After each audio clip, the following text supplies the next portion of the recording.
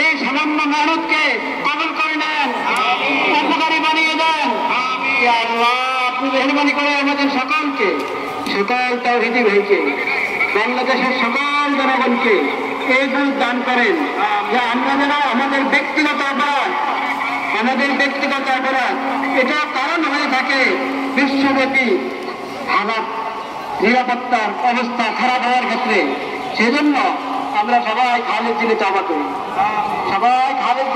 করি, আল্লাহর নিয়ামতের শুকর আদায় করি, সকল গুনাহ থেকে বেঁচে থাকার চেষ্টা করি, সকল গুনাহ থেকে বেঁচে থাকার চেষ্টা করি। ইয়া আল্লাহ সকল অপরাধ থেকে বেঁচে থাকার চেষ্টা করি।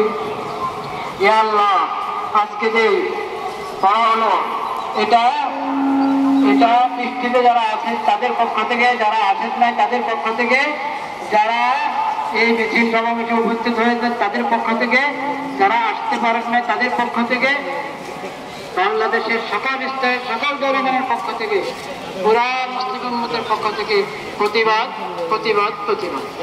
ইয়া আল্লাহ আপনি মেহরবানি করে কবুল করেন, আপনি কবুল করেন, শিশুদের রক্ষা করেন, নারীদের রক্ষা করেন।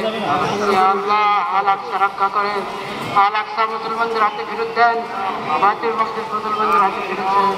ইয়া আল্লাহ কবুল করেন, শহীদদের শাহাদাতের উসিলা আমাদের সবাইকে কবুল করেন। ইয়া আল্লাহ পুরা বিশ্বের মুসলিম হুকুমরানকে, ক্ষমতাবানকে এই কথা বোঝার তৌফিক দান করেন যে তারা যদি ভয় ভীতি উড়িয়ে আল্লাহ আকবার,